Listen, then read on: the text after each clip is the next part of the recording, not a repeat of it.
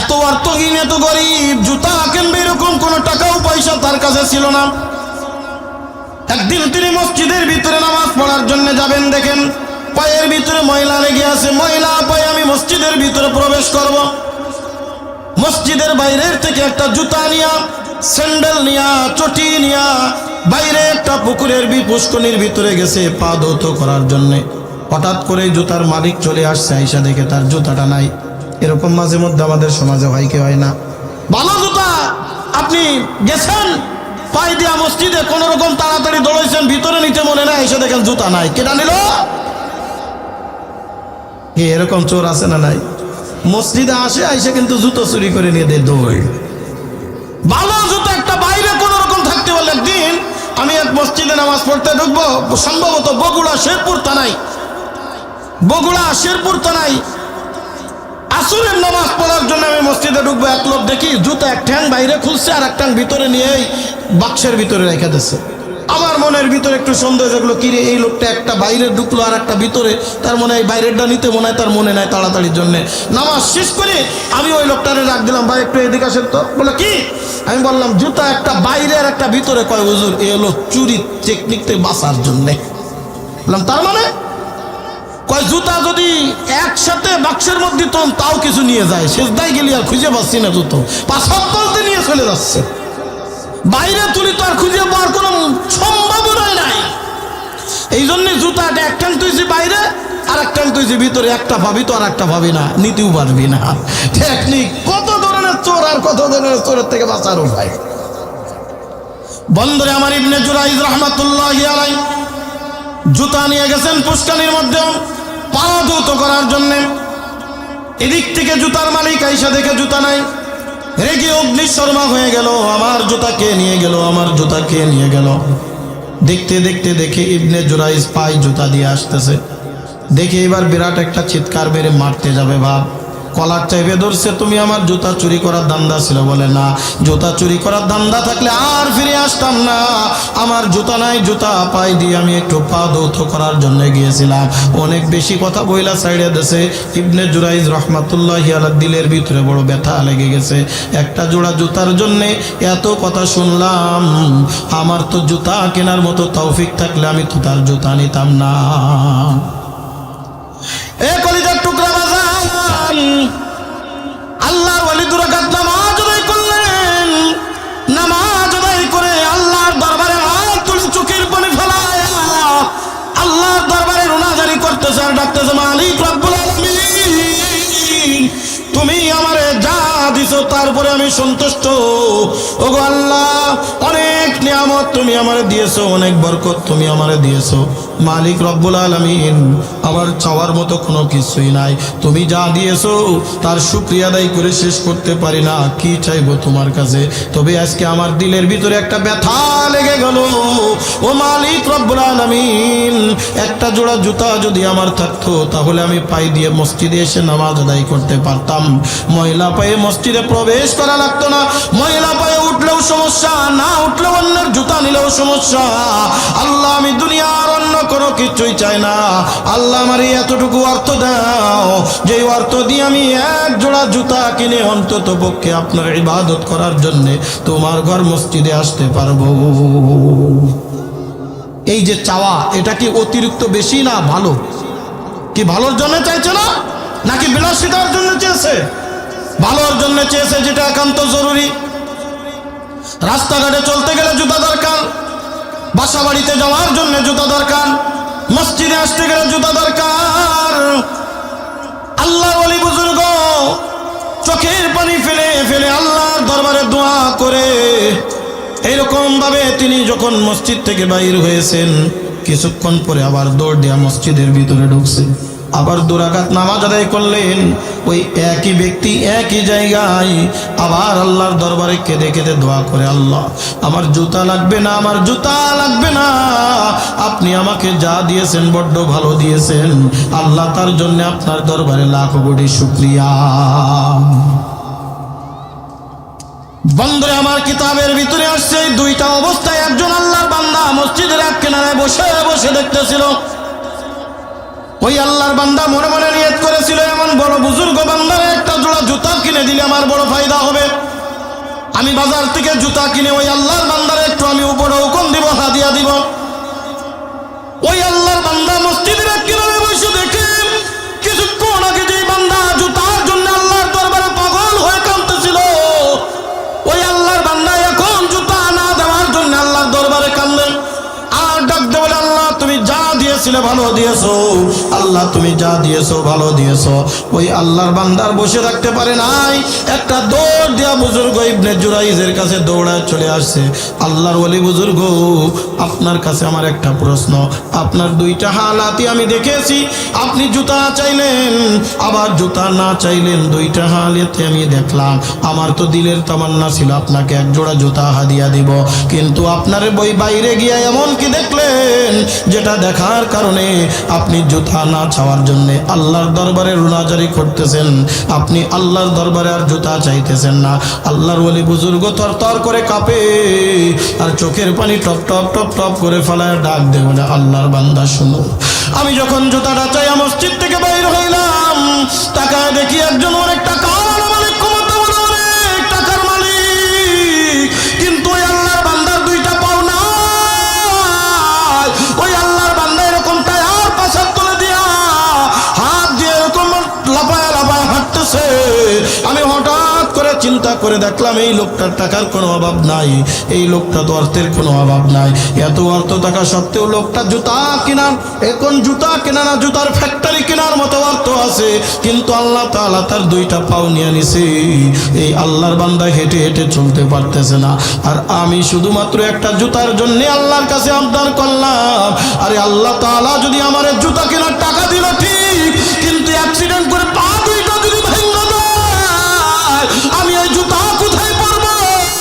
এই কারণে আমি আল্লাহর দরবারে রুনাজারি করলাম, আল্লাহ আপনি আমার যা দিয়েছেন ভালো দিয়েছেন, অন্তত পক্ষে পা দিয়ে আমি হেঁটে হেঁটে আল্লাহ তোমার ঘর মসজিদে পর্যন্ত আসতে পারতেছি। শুকরিয়া জ্ঞাপন করি সেই মহান মালিক রব্বুল আলামিনের আলিশান দরবারে, যে মহান মালিক রব্বুল আলামিন আমাদেরকে দুনিয়ার সমস্ত প্রকার কাজকর্ম থেকে বিরত রেখে আজকের এই মাহফিলের ময়দান তথা জান্নাতের বাগানে আসার বসার তৌফিক দান করেছেন। সে মহান মালিক রব্বুল আলামিনের আলিশান দরবারে আমরা সকলেই অন্তরের অন্তরস্থল থেকে মহাব্বতের সাথে ঈমানি শক্তিতে বলিয়ান হয়ে আমরা সকলে একবার সমস্বরে শুকরিয়া জ্ঞাপন করি, সকলেই বলি আলহামদুলিল্লাহ। সম্মানিত হাজিরিন, আমরা যে মজলিসে বসে আছি, মজলিসটা আল্লাহর কাছে বড় দামি একটি মজলিস। এই দুনিয়ার মধ্যে যত জায়গা আছে আল্লাহর কাছে সব থেকে প্রিয় জায়গা হলো মসজিদ। দুনিয়ার মধ্যে যত মজলিস আছে আল্লাহর কাছে সব থেকে প্রিয় মজলিস হলো কোরআন ও হাদিসের আলোচনার মজলিস আর জিকিরের মজলিস। আমরা যেখানে বসে আছি এখানে দুনিয়াবি কোনো গল্প গুজব শ্রবণ করতেও আমরা আসি নাই, আর আমরা বলতেও আসি নাই, আর বললেও আপনারা শুনবেন না, উঠে চলে যাবেন। কথা ঠিক কি ঠিক না? এখানে একমাত্র কেবলমাত্র কোরআন ও হাদিস থেকে মুখতাসার মুলাক্খাস সার নির্যাস কিছু এমন কথা আমরা শ্রবণ করব, যেই কথার দ্বারা আমাদের সকলের ঈমান আমল যেন বৃদ্ধি পেতে থাকে। যেহেতু আজ বরকতময় একটি মাদ্রাসার উদ্যোগে মাহফিলের আয়োজন করা হয়েছে, যেই মাদ্রাসায় কওমি মাদ্রাসার সর্বোচ্চ ডিগ্রি, যেটা আমাদের বাংলাদেশে সব থেকে যে ডিগ্রিকে বেশি মূল্যায়ন করা হয়, সেই ডিগ্রির নাম হলো মুফতি। কথা ঠিক না?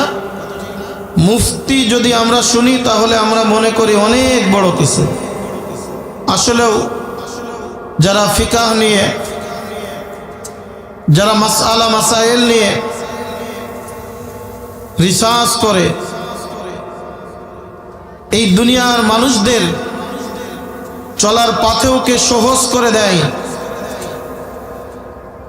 এই দুনিয়ার মানুষ কিভাবে চলবে, কোনটা হালাল কোনটা হারাম, কোরআন ও হাদিস থেকে সার নির্যাস বাহির করে আপনাদের সামনে উপস্থাপন করা হয়। সেটাকেই বলা হয় ইফতা বা মুফতি। এই মুফতিয়ানে ইকরাম সাধারণ মুসলমানদের চলাটা বড় সহজ করে দেন। আমাদেরকে যদি বলা হতো যে কোরআন পড়ে হাদিস পড়ে আপনারা আমল করবেন, সেখান থেকেই আপনারা আপনাদের জীবন পরিচালনা করবেন, আমাদের অনেকের জন্যই সেটা সম্ভব হয়ে উঠত না। এই মুফতিয়ানে ইকরাম যারা, ফাকিহে মিল্লাত যারা, যারা ইসলামী আইন নিয়ে লেখাপড়া করে, মাসআলা মাসাইল নিয়ে লেখাপড়া করে, কোরআন ও হাদিস থেকে অনেক গবেষণা করে এবং মুফতিয়ানে ইকরামদের অনেক কিতাব ঘাটাঘাটি করে আমাদের সামনে যে মাসালা উপস্থাপন করে থাকেন, আমাদের চলার জন্য বড় সহজ করে দিয়ে থাকেন। এখানে অনেক বড় বড় হযরতুল আল্লাহ উলামা ইকরামগণ উপস্থিত। আমি কুরআনুল কারীমের ছোট্ট একটি আয়াতের অংশ আপনাদের মাঝে তেলাওয়াত করেছি, অতি সংক্ষিপ্ত আকারে সার সংক্ষেপে। এই আয়াতের উপরে আপনাদের মাঝে দুই একটি কথা আলোকপাত করে আমার আলোচনার ইতি টানবো ইনশাআল্লাহ। আল্লাহ পাক আমাকে এবং আমাদের সকলকে কবুল আর মঞ্জুর করে নেন, বলেন আমিন। আমরা এই দুনিয়ার জমিনে এমনিতেই এসেছি না, আল্লাহ পাক আমাদেরকে পাঠিয়েছেন। আমার কথার বুঝে থাকলে জবাব দেওয়ার চেষ্টা করবেন, তাহলে আমার সামনের দিকে আগাইতে সহজ হবে। আপনারা যদি কথা না বলেন আমি মনে করব আপনারা বুঝতেছেন না। আমরা এই পৃথিবীর জমিনে এমনিতেই এসেছি না, আমাদেরকে আল্লাহ তাআলা পাঠিয়েছেন। আল্লাহ পাক রব্বুল আলামিন এই পৃথিবীর জমিনে আমাদেরকে পাঠিয়েছেন। কেন পাঠিয়েছেন? এটা একটা বিস্তৃত আলোচনা, অনেক লম্বা চওড়া একটি আলোচনা। আমাদের বর্তমান সময়ের দুনিয়াদার থিওরিদের একটা প্রবাদ বাক্য হলো, দুনিয়াটা মস্ত বড়, খাও দাও ফুর্তি করো। এক শ্রেণীর মানুষ আছে যারা এই দুনিয়ার জমিনে আগমন করেছে শুধু দুনিয়া কামাই করার জন্য। তাদের ধ্যান জ্ঞান ম্যান সব কিছু একটা জিনিসের উপরে লেগে আছে, কিভাবে দুনিয়া কামাই করা যায়, কিভাবে টাকাওয়ালা হওয়া যায়, কিভাবে ক্ষমতা হওয়া যায়, ক্ষমতাবান হওয়া যায়, কিভাবে একতলার থেকে দোতলা দেওয়া যায়, দোতলা থেকে তিনতলা দেওয়া যায়, তিনতলা থেকে চারতলা দেওয়া যায়, চারতলা থেকে পাঁচতলা দেওয়া যায়। একটা বাড়ি করেছি কিভাবে দুইটা করা যায়, দুইটা করেছি কিভাবে তিনটা করা যায়, 1 শতক জায়গা কিনেছি কিভাবে 2 শতক করা যায়, 2 শতক কিনেছি কিভাবে 3 শতক করা যায়। এক কথায় এই দুনিয়া নিয়ে আমরা ফিকিরে লিপ্ত। এইরকম শ্রেণীর মানুষ আমাদের সমাজে আছে না নাই? কম না বেশি? বর্তমান সময়ে আমরা দেখতে পাই এইগুলার সংখ্যা অধিকতর বেশি। আল্লাহ পাক রব্বুল আলামিন কেন আমাদেরকে এই দুনিয়ার জমিনে প্রেরণ করলেন? এই দুনিয়ার জমিনে পাঠানোর উদ্দেশ্য কি ছিল? আর আমরা দুনিয়ার জমিনের মধ্যে কি করছি? এই দুনিয়ার জমিনে আমরা কতকাল বসবাস করব? আবার আমাদেরকে দুনিয়ার জমিন থেকে বিদায় নেওয়া লাগবে কি লাগবে না? আমাদেরকে দুনিয়ার জমিনের থেকে বিদায় নেওয়ার পরে আমরা কোথায় যাব? এই কয়েকটা জিনিস যদি একজন মানুষ নিজের দিলের ভিতরে গেঁথে নিতে পারে, এই কয়েকটা জিনিস যদি একজন মানুষ তার নফসের ভিতরে অন্তরের ভিতরে গেঁথে নিতে পারে, ওই লোকটা দুনিয়াদার পাগল হবে না, ওই লোকটা দুনিয়ার নাজ নিয়ামতের ভিতরে পাগল হবে না। ওই লোকটা এমন একটা উদ্দেশ্য নিয়ে যখন দুনিয়ায় বসবাস করবে, আল্লাহ তাআলা যেই উদ্দেশ্যে আমাদেরকে দুনিয়ার জমিনে প্রেরণ করেছিলেন, ওই উদ্দেশ্য তখন আমাদের জন্য বাস্তবায়ন করা বড় সহজ হয়ে যাবে। বন্ধুরা আমার, যারা এই দুনিয়ার পিছনে পাগল, যারা এই দুনিয়ার নাজ নিয়ামতের ভিতরে পাগল,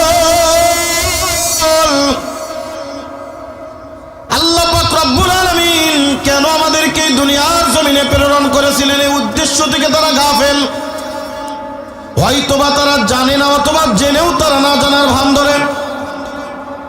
এক নম্বর আমি কি কথা বলেছি গভীর মনোযোগ সহকারে শুনবেন। এক নম্বর আমি বলেছি হয়তোবা তারা জানেই না কেন আল্লাহ তাআলা দুনিয়ার জমিনে পাঠাইলেন। দ্বিতীয় নম্বর হলো হয়তোবা জানে কিন্তু জেনেও না জানার ভান ধরে দুনিয়ার নাজ নিয়ামতের ভিতরে পাগল হয়ে আছে।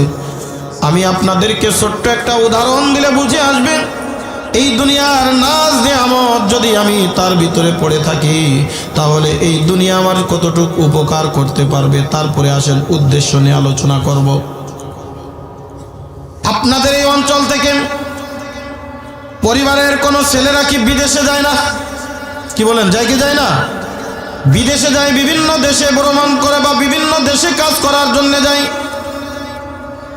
বিভিন্ন দেশে, বাংলাদেশ ব্যতীত অন্য কোনো দেশ যদি তার যাওয়া লাগে, এই দেশের যারা নাগরিক এমনিতেই কি ওই দেশে যেতে পারবে না? একটা প্রসেসিং আছে, একটা প্রসেসিং আছে। প্রসেসিং এর সর্বপ্রথম প্রসেসিং হলো ওই লোকটাই বাংলাদেশের নাগরিক, তার প্রমাণ করার জন্য একটা পাসপোর্ট করা লাগবে। আমি যেই বাংলাদেশের নাগরিক তার প্রমাণ হলো আমার হাতে বাংলাদেশের কার্ডধারী একটা পাসপোর্ট আছে।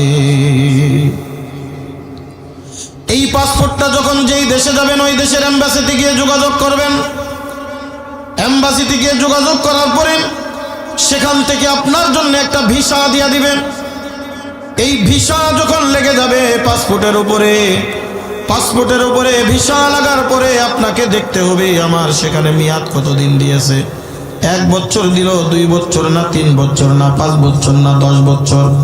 আপনি দেখলেন আমার এখানে 10 বছরের বা 5 বছরের একটা মেয়াদ দিয়েছে। এখন আপনাকে ওই দেশে যাইতে হবে এই 5 বছরের জন্য থাকার জন্য।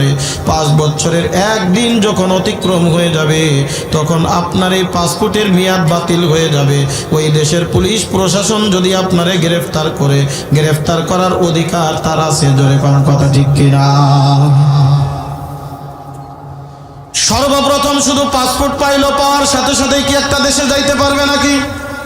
না, শুধু পাসপোর্টের মাধ্যমেই যেতে পারবে না। ওই দেশে যাওয়ার একটা আমন্ত্রণ পত্র লাগবে, অর্থাৎ একটা যাওয়ার একটা ভিসা লাগবে। ভিসা থাকলেই যাবে, কিন্তু কতদিন পর্যন্ত থাকবে তার একটা নির্দিষ্ট মেয়াদ দেওয়া থাকে। তুমি 5 বছর অথবা 7 বছর অথবা 2 বছর যেতে পারবা। এই 2 বছর তুমি থাকতে পারবা। এরপরে যদি আবার থাকতে চাও নতুন করে আবার ভিসার মেয়াদ বাড়াতে হবে, অথবা নতুন করে আবার তোমাকে এম্বাসিতে যোগাযোগ করা লাগতে পারবে। আমি সেখানে থাকবো, আমি এখনো মেয়াদ শেষ হয় না, আমি থাকতে চাই। যদি ওই সরকার মুনাসিব মনে করে আপনাকে সেখানে রাখবে, আর যদি মুনাসিব মনে না করে সেখানে আপনাকে নাও রাখতে পারে। ভিসা যদি না দেয় 1 মিনিটের জন্যেও ওই দেশে আপনি আর থাকতে পারবেন না। জোরে কোন কথা ঠিক কি ঠিক না? যেই কথা বলার জন্য আমি এই কথাটা বললাম, আমি আপনাদেরকে এই কথা বুঝাইতে চেয়েছিলাম। কলিজার টুকরা বাজান, মনে করেন আপনি পাসপোর্ট পেয়ে গেলেন। পাসপোর্ট পাওয়ার পরে 5 বছরের একটা মেয়াদি ভিসা পাইলেন। আপনি চলে গেলেন লন্ডন, আমেরিকায় অথবা সৌদি অথবা কাতার অথবা বহির্বিশ্বের কোন একটা রাষ্ট্রে। ভালো একটা চাকরিও পেয়ে গেলেন। প্রত্যেক মাসে মাসে লক্ষ লক্ষ টাকা ইনকাম করা শুরু করে দিলেন। এখন আপনি যদি চিন্তা করেন আমাদের দেশে এই ঢাকা শহরে এই নয়ারহাট অঞ্চলে এই গণবিদ্যাপীঠ মাঠ বা এই আশেপাশের অঞ্চলের ভিতরে 1 শতক জায়গার দাম কত বর্তমান? কত? হ্যাঁ, 10, 15, 20 লাখ মতো। কথা বলেন ঠিক কি ঠিক না? এখন মনে করেন একটা লোক চিন্তা করলো আমাদের অঞ্চলে জায়গার দাম অনেক বেশি, আমাদের অঞ্চলে সব জিনিসের দাম অনেক বেশি।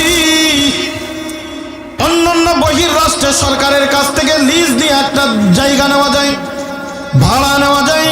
ভাড়া নিয়ে সেখানে বাড়ি করে, বিল্ডিং করে, অট্টালিকা করা যায়। ও যদি চিন্তা করে আমি অনেক টাকার মালিক হয়ে গিয়েছি, আমি 5 বছরে অনেক টাকার মালিক হইলাম, এই টাকা আমি দেশে কেন পাঠাবো?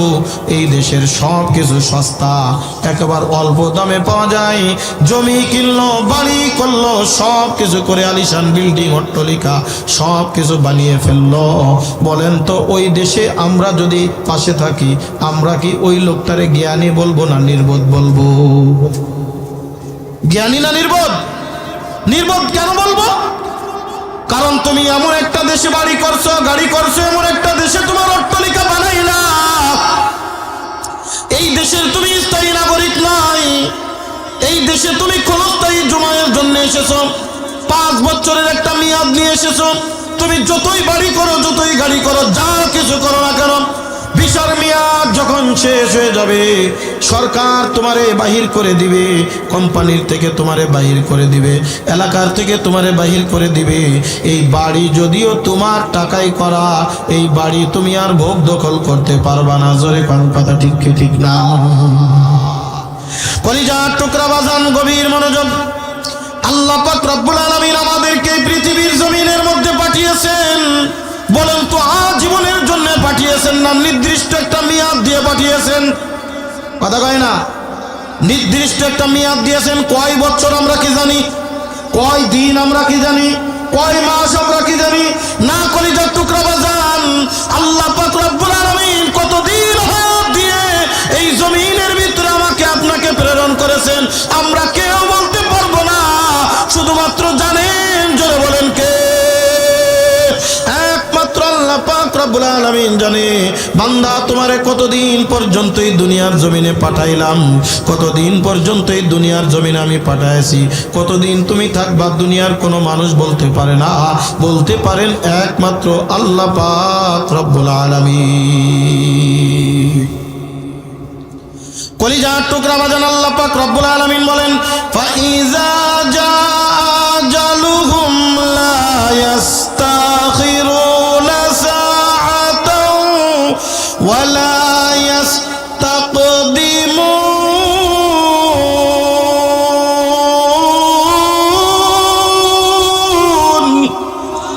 আরেকটু জোরে বলা যাবে না? আল্লাহু আকবার। আল্লাহ পাক রব্বুল আলামিন ডাক দিয়ে বলে, দুনিয়ার মানুষ, বান্দা শোনো, এই দুনিয়ার মধ্যে তোমাকে একটা নির্দিষ্ট হায়াত দিয়ে দুনিয়ার জমিনে আমি প্রেরণ করেছি। হায়াত যখন শেষ হয়ে যাবে, আজরাইল 1 সেকেন্ড আগেও আসবে না, 1 সেকেন্ড পরেও আসবে না। হায়াতের মামলা যখন শেষ, হযরতে আজরাইল আলাইহিস সালাতু ওয়াস সালাম আমার আপনার জানটা কবজ করে নিয়ে চলে যাবে। কলিজার টুকরা বাজান, এই দুনিয়ায় চিরকাল থাকার জন্য আমি আপনি আসি নাই। এই দুনিয়া একটা নির্দিষ্ট মেয়াদ দিয়ে আল্লাহ পাক রব্বুল আলামিন আমাকে আপনাকে পাঠিয়েছে। আর ডাক দিয়ে বলে, বান্দা, এই দুনিয়াতে আমি কেন পাঠাইলাম জানো? তোমাদেরকে সৃষ্টি করার আগে আমি আল্লাহ পাক রব্বুল আলামিন ফেরেশতাদের কাছে একটা মাশওয়ারা করেছিলাম। তারা তোমাদেরকে বানাইতে নিষেধ করেছিল, তারা তোমাদেরকে না বানানোর পক্ষে অনেক যুক্তি আর প্রমাণ দিয়েছিল, কিন্তু আমার একটা উদ্দেশ্য ছিল। এই উদ্দেশ্য হাসিল করার জন্য আমি তোমাদেরকে দুনিয়ার জমিনে পাঠাইলাম। আল্লাহ পাক রব্বুল আলামিন বলেন, ওয়া ইয ক্বালা রাব্বুকা লিল মালাইকাতি ইন্নী জাইলুন ফিল আরদি খলিফা ক্বালু আতাজআলু ফিহা মান ইউফসিদু ফিহা ওয়া ইয়াসফিকুদ দিমা ওয়া নাহনু নুসাব্বিহু বিহামদিকা ওয়া নুকদ্দিসু লাক ক্বালা ইন্নী আ'লামু মা লা তা'লামুন।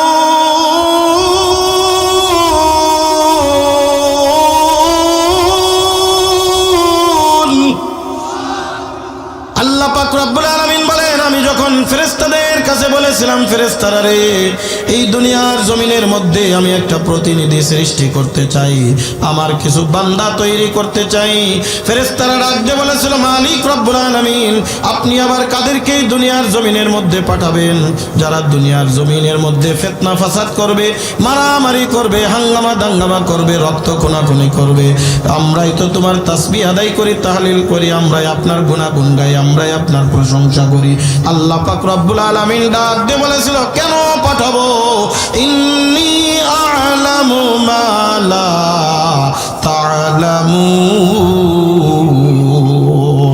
আমি যা জানি তোমরা জানো না। কেন আমি দুনিয়ার জমিনের ভিতরে মানব জাতি পাঠাবো? আমি একমাত্র আল্লাহ ভালো করে জানি। সুবহানাল্লাহ। জানেন কে? আরো জোরে কোন? আল্লাহর নাম নিতে ভয় লাগে না আল্লাহর নাম নিতে মজা লাগে? আল্লাহর নামের ভিতরে মজা আছে না নাই? চিৎকার মেরে বলেন আল্লাহু আকবার। अल्लाह अल्लाह क्या मुबारक नाम है, अल्लाह अल्लाह आशिकों का काम है, अल्लाह अल्लाह क्या मुबारक नाम है, अल्लाह अल्लाह मुमिनों का काम है। जोरे कान अल्लाहु আকবার। কলিজার টুকরা বাজান গভীর মনোযোগ। এইবার আসেন আমার মূল আলোচনার আলোচ্য বিষয়ের দিকে। আল্লাহ পাক রব্বুল আলামিন কোরআনুল কারীমের মধ্যে ডাক দিয়ে বলেন, আপনি যদি এবার আমাকে বলেন হুজুর বুঝলাম আল্লাহ তাআলা একটা উদ্দেশ্য নিয়ে আমাকে দুনিয়ায় পাঠিয়েছেন, ওই উদ্দেশ্যটা কি, আমাকে দুনিয়ায় প্রেরণ করার কারণ কি? বলে দুনিয়ায় প্রেরণ করার কারণ একটা আছে। আল্লাহ তাআলা ডাক দিয়ে বলেন, দুনিয়ার মানুষ শোনো, এই দুনিয়ার জমিনের ভিতরে আমি অনেক মাখলুকাত তৈরি করেছি। আমরা অনেকেই বলি 18,000 মাখলুকাত, কিন্তু এটা সহিহ কওল নাই, বরং সহিহ কওল হলো অসংখ্য অগণিত মাখলুকাত আল্লাহ তাআলা এই দুনিয়ার জমিনে প্রেরণ করেছেন। তার মধ্যে সব মাখলুকাতকে আল্লাহ তাআলা দুইটা মাখলুকের খাদেম হিসেবে প্রেরণ করেছে। সব মাখলুককে আল্লাহ দুইটা মাখলুকের খাদেম, এক হলো জিন আর একটা হলো ইনসান।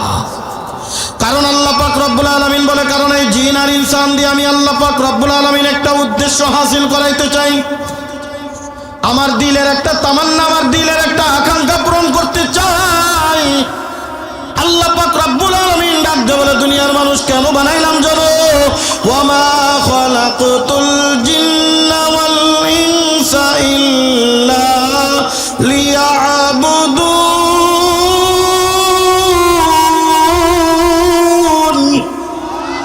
আল্লাহ পাক রব্বুল আলামিন ডাক দিয়ে বলে, দুনিয়ার মানুষ এই দুনিয়ার জমিনের মধ্যে আমি তোমাদেরকে কেন বানাইলাম জানো?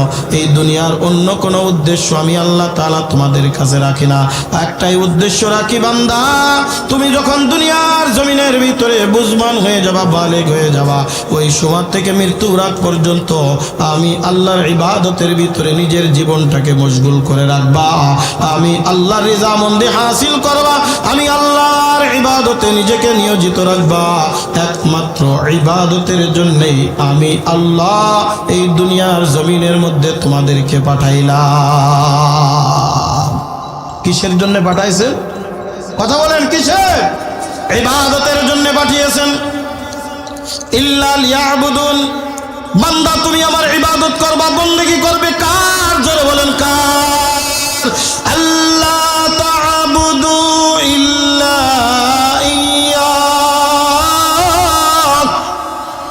ব্যতীত আর কারোর ইবাদত করবে না, বন্দেগী করবে না, একমাত্র আল্লাহর ইবাদত আর বন্দেগী করবে। বান্দা তুমি আল্লাহর দরবারে মাথা নত করে দিবে, আল্লাহর দরবারে সিজদা অবনত হয়ে যাবে। মুয়াজ্জিন যখন আযান দিবে হাইয়া আলাস সালাহ বলিয়া, মুয়াজ্জিন যখন আযান দিবে হাইয়া আলাল ফালাহ, মুয়াজ্জিন যখন আযান দিবে আসসালাতু খায়রুম মিনান নাওম, বান্দা তোমার পিছনে দুনিয়ার যত কাজই থাকুক না কেন, ও বান্দা তুমি আল্লাহর ইবাদতের দিকে নিজেকে নিয়োজিত রাখবা। আল্লাহ পাক রব্বুল আলামিন ডাক দিয়ে বলে, বান্দা এই দুনিয়ার জমিনের ভিতরে আমি যখন তোমারে পাঠাইব, আমি আল্লাহর জন্য তোমরা ভুইলা যেও না, আমি আল্লাহকে যেন কখনোই তোমরা ভুলিয়া যেও না। ওই যে রূহের জগতে আলো আমি আর ওয়াহের মধ্যে আমি তোমাদের সকলকে নিয়ে প্রস্তুত করেছিলাম, আমি সকলকে একত্রিত করে আমি আল্লাহ ডাক দিয়ে বলেছিলাম, আলাস্তু বিরব্বিকুম, আমি কি তোমাদের রব নয়? এ বান্দা সমস্ত মানুষ সব তোমরা একযোগে আমাকে ডাক দিয়ে বলেছিলে, ক্বালু বালা ইয়া রাব্বি, ওগো আল্লাহ তুমি আমাদের রব, তুমি আমাদের রব। বান্দা কখনোই আমি আল্লাহরে তুমি ভুলিয়া যেও না। তুমি যত বড়ই বিপদে পড়ো না কেন, আমি আল্লাহর সাথে যদি সম্পর্ক তৈরি করে নিতে পারো ইবাদতের মাধ্যমে, আল্লাহ তাআলা বলে, বান্দা এই দুনিয়াও কোনো পেরেশানি থাকবে না, আখিরাতেও কোনো পেরেশানি থাকবে না। কলিজার টুকরা বাজান, আজকে যে দুনিয়ার নাজ নিয়ামতের ভিতরে পাগল, এটা কোনো কিছুই না। একটু আল্লাহর জন্য পাগল হও, দেখবা দুনিয়া তোমার পিছনে পিছনে ঘুরে বেড়াবে। আজকে যে দুনিয়ার পিছনে পাগল, ওই দুনিয়া তোমার পিছনে পিছনে ঘুরবে।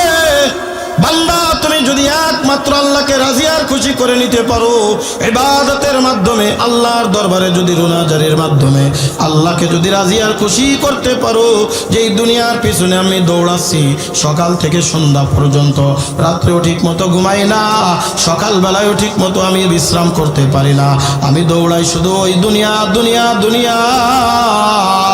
আল্লাহর নবী বলেন এই দুনিয়ার সারা বিশ্ব যদি আল্লাহর দরবারে মশা মাছির ডানা পরিমাণ যদি মূল্য থাকতো, আল্লাহ তাআলা একজন কাফির মুশরিককে এক গ্লাস পানিও পর্যন্ত পান করাতেন না। কিছুই না, এই দুনিয়া সব কিন্তু ফানা। কথা বলেন ঠিক কি ঠিক না? কলিজার টুকরা বাজান, একটু খেয়াল করে দেখেন কত মানুষ এই দুনিয়ার থেকে বিদায় নিয়ে গেছে, দুনিয়ার কিছুই কি নিয়ে যাইতে পারছেনি, কিছুই তো তার সঙ্গে যায় নাই। একজন কোটিপতি যখন দুনিয়ার থেকে বিদায় নিয়ে যায়, ওই তিনটা টুকরা সাদা কাফনের কাপড় একজন বয়ানওয়ালা, রিক্সাওয়ালা, একজন ঠেলাওয়ালাও যদি দুনিয়ার থেকে বিদায় নেয়, ওই তিনটা টুকরা সাদা কাফনের কাপড় পাশাপাশি কবর দিবে, বলতে পারবে না এইটা কোটিপতির কবর, তোমার গরিবের কবর দেওয়া যাবে না। জোরে জোরে কোন কথা ঠিক কি ঠিক না?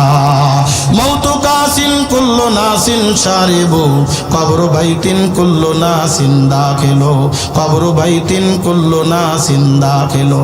ইহা हम सब मुसाफिर हैं, कब्र आखिर ठिकाना, कोई आगे रवाना है कोई पीछे रवाना, कोई आगे रवाना है कोई पीछे रवाना। जोरे खान अल्लाहु আকবার। ए ঢাকার মুসলমান গভীর মনোযোগ, আল্লাহ পাক রব্বুল আলামিন কেন এই দুনিয়ার জমিন আমারে পাঠাইলেন? এ কলিজার টুকরা বাজান, আর আমরা কোন দুনিয়ার পিছনে পাগল হয়ে রইলাম? এই দুনিয়ার থেকে একটা বারের জন্য চক্ষুটা বন্ধ করে দেখো, এই দুনিয়া কিচ্ছুই না, এই দুনিয়া কিচ্ছুই না।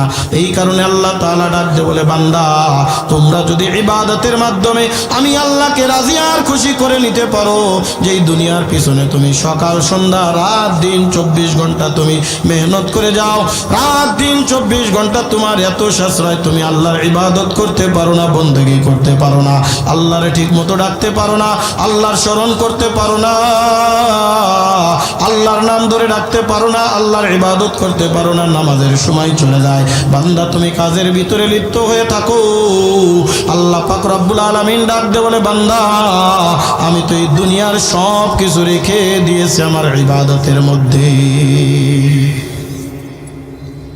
আমরা দুনিয়ায় কত কিছু চাই, কত কিছু চাই। এ সাভার এলাকার মুসলমান গভীর মনোযোগ, আল্লাহ পাক রব্বুল আলামিন আমাকে আপনাকে কত নিয়ামত দিয়েছেন। এ কলিজার টুকরা বাজান, ওই নিয়ামতের শুকরিয়া আমরা আদায় করলাম না, আল্লাহর ইবাদত করলাম না। নিজের শরীরের দিকে তাকায় দেখো, আল্লাহ তাআলা মাথা থেকে পা পর্যন্ত কতটা নিয়ামত আল্লাহ তাআলা আমাকে দান করেছে। আমরা তো কত কিছু চাই। এই কারণে বুড়ো মুরব্বীরা বলেন, দুনিয়ার দিক থেকে যখন কোনো কিছু চাইবা তখন তোমার নিচের দিকে তাকাইবা, আর আখিরাতের দিকে যখন কোনো কিছু দরকার হয় তখন তোমরা তোমার উপরের দিকে তাকাইবা। কথা মনে হয় বুঝেন নাই? নিচের দিক আর উপরের দিক মানে কি? উপর আর নিচ না। নিচের দিক বলতে আপনি দুনিয়ার মধ্যে আল্লাহর কাছে চাচ্ছেন আপনার বাড়ি দেন, গাড়ি দেন, দুনিয়া দেন, সম্পদ দেন। এ কলিজার টুকরা বাজান, একটা বার খেয়াল করে দেখেন, এই দুনিয়ার জমিনের মধ্যে আমার থেকে কত নিশ্চয় দুনিয়ার জমিনের মধ্যে আছেন। ওই রেল লাইনের বস্তিতে পড়ে আছে, ওই স্ট্যান্ডে পড়ে আছে, ওই বিভিন্ন জায়গায় বস্তির মধ্যে নাই, বাড়ি ঘরদর নাই, একটু থাকার মতো কোনো কিছুই নাই। আমি যদি এই দিকে তাকাই, আল্লাহ তাআলার দিক থেকে আমার শুকরিয়া আসবে। কথা কোন ঠিক কি ঠিক না? আল্লাহর একজন বড় বুজুর্গ বান্দা এইরকম নামাজ পড়তেছেন, নামাজ পড়তে যাবেন মসজিদের মধ্যে, তার পায়ে জুতা কেনার মতো তার টাকা ছিল না, অর্থ ছিল না, সম্পদ ছিল না।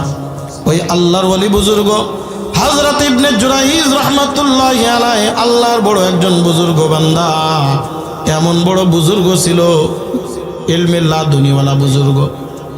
কলিজার টুকরা বাজান, অন্তর চক্ষু দিয়ে দেখা কাশফওয়ালা একজন বুজুর্গ, আল্লাহর প্রিয় বান্দা ছিল।